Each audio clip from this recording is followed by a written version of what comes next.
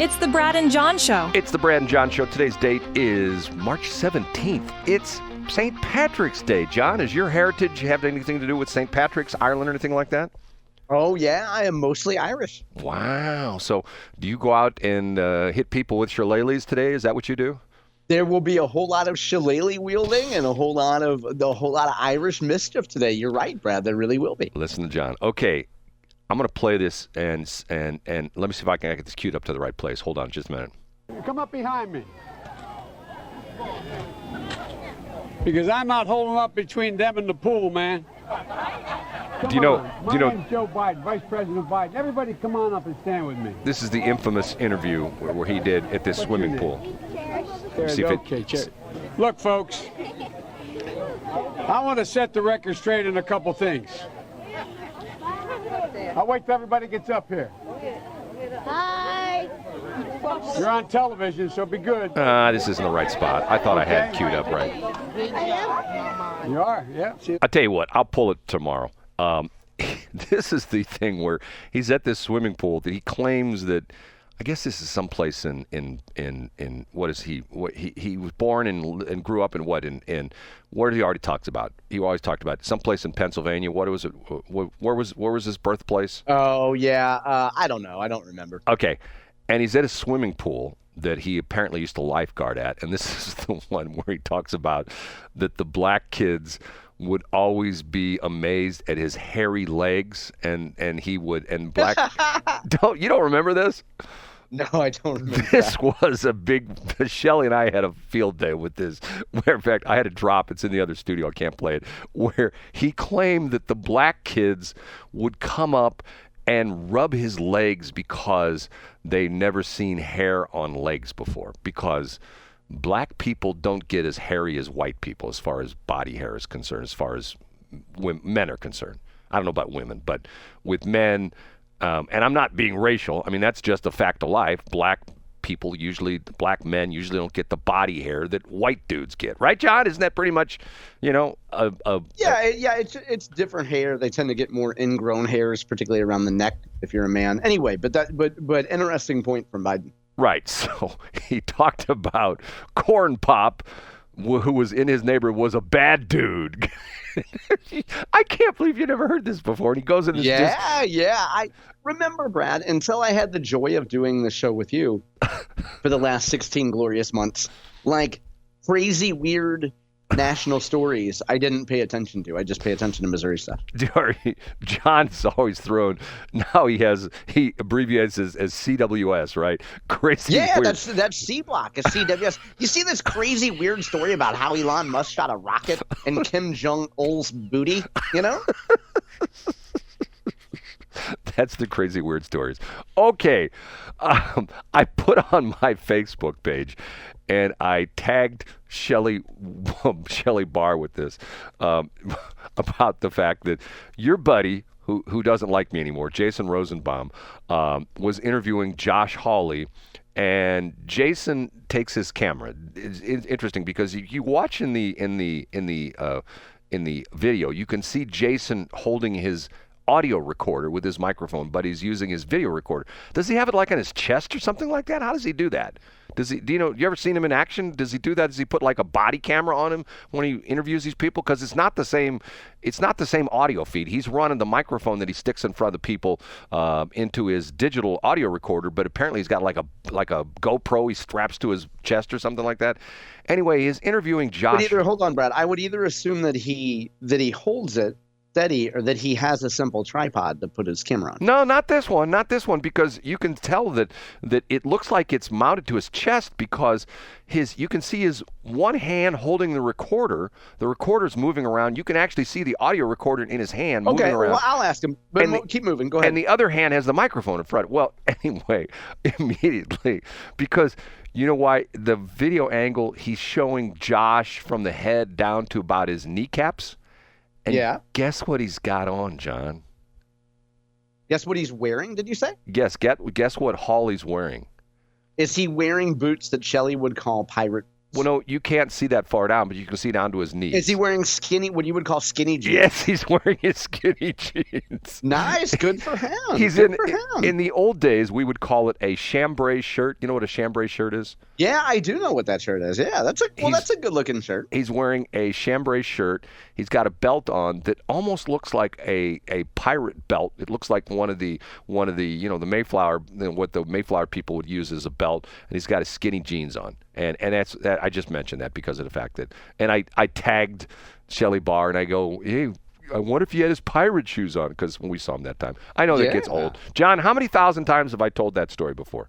A lot, and it's a good reminder for candidates that if you're a staffer and some crazy guy and some wonderful woman give you a business card and you don't do anything with it because you're actually doing important stuff on a campaign, that radio station will hold a 7-year grudge against you, and specifically your boss. They won't blame the person that's accountable, which is the guy driving them around the state that just happened to say the business card and say, oh, thanks, sure, we'll totally buy some advertising. But they'll hold it against your boss for 7 years if they don't buy advertising. John thinks that nobody holds grudges against people. And you know who you should ask about that? Ask Mark Who's Reardon. that? Ask Mark Reardon. Do you know the grudge that Mark Reardon, not that he has, but you know who has a grudge against against Mark Reardon?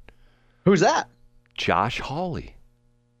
Oh, didn't you say that he won't like Reardon wanted him to come on, or that Reardon said something critical or something? Years ago, Reardon asked him a tough question that Josh Hawley did not want to have, and he sort of evaded the question, and Mark sort of pushed it in his face. You know, they were on the phone, and that's the last time Josh Hawley ever appeared on Mark Reardon's show, and that's been 6 or 7 years ago.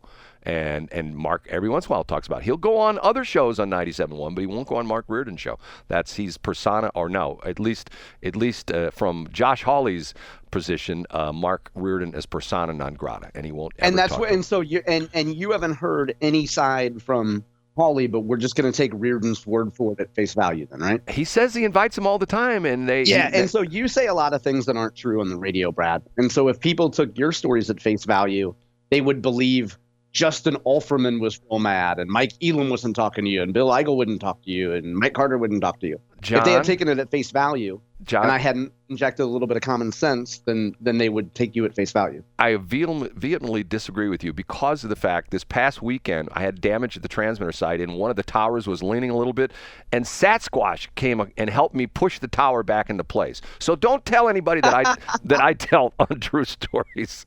I mean, and unfortunately I left my phone in the car, and I said to him, "Hey, it's Sasquatch. Can I get a picture of you quick?" And he went, "Ruh, ruh, ruh, ruh, ruh," and he ran away before I could get a picture. And he ran away. It's like Mitch Hedberg said, the scary thing about Bigfoot is blurry.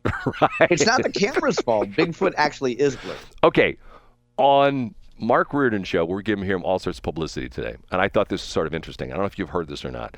Mark Reardon had Bob Onder. They had their chicken fry or fish fry. They're out at the Caves. No way. Yeah, they're out the. It was the top headline on Saturday. Thanks for reading my website, Brad. About where Bob Onder. Glad to know it's important to you. Go ahead. About where Bob Onder lives. Do you know this story? No, tell us. You didn't. Come on. It's on your site. You don't know that. No, Brad. No, tell us about it. You don't know that. You're giving me crap now, John. No, I don't know, Brad.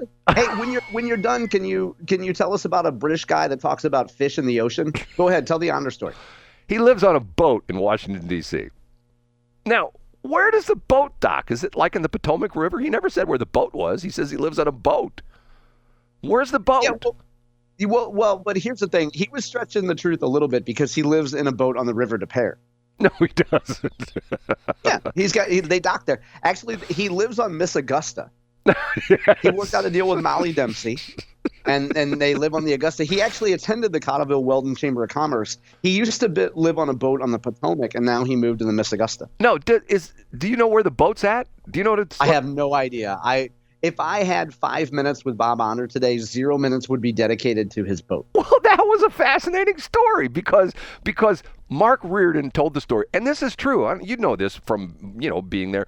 It's very expensive to live in D.C. And some of these representatives, especially the reps, not the senators, because most of the senators are very well heeled by the time they become a senator. But some of these reps are not well heeled. Give them a couple terms, and then they're multimillionaires, but that's a whole nother story. But they can't afford to live in D.C., so several of them live in their office. They sleep on the floor in their office, and they use the gym, which is open, I believe, 24 hours a day in the Capitol building. They use the gym to freshen up and take a shower and put their clothes on and go about their duty. So Mark asked Bob where he lived, and he said he lived on a boat. And he talked about the fact that and he lived there with his son or something like that. I don't know, some weird story. And talked about that the problem was that when it snowed or when it rained at night, it would freeze in the morning. And he was afraid of walking down the dock and falling into the water. But he never said what body of water. So I don't know the Potomac. I mean, you've been in D.C. before. I mean, you didn't spend a lot of time there, but you lived there for a while. What, short period of time? How many months? 6 months, something like that? No, I never worked in D.C. I did an internship there for about 7 weeks. But where did you live?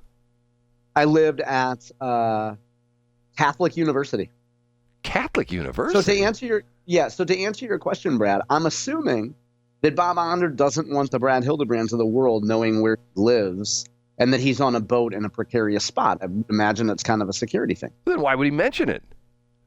Because it's an interesting anecdote, and he doesn't need to provide answers to the Brad Hildebrands of the world. No. He can just say, I live on a boat. If he doesn't want people to know where he lives, why would he say he lives on a boat? Because that's like saying I live in the St. Louis area. Well, but think about that for a minute. Okay, if someone said to you, someone you knew here in St. Louis, one of your friends say, you said, hey, John, this is John speaking. Hey, where do you live? And they said, I live in a boat.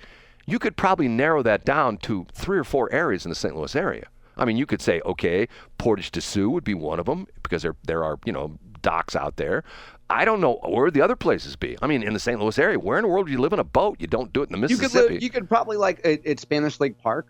They have a little boat ramp there. Yeah, but you can't. You could go to Sunfish Lake. You can't keep your boat in the water all the time there. The park rangers will throw you out. I don't know. I don't think park rangers at Spanish Lake Park are too concerned with boats at Spanish Lake Park.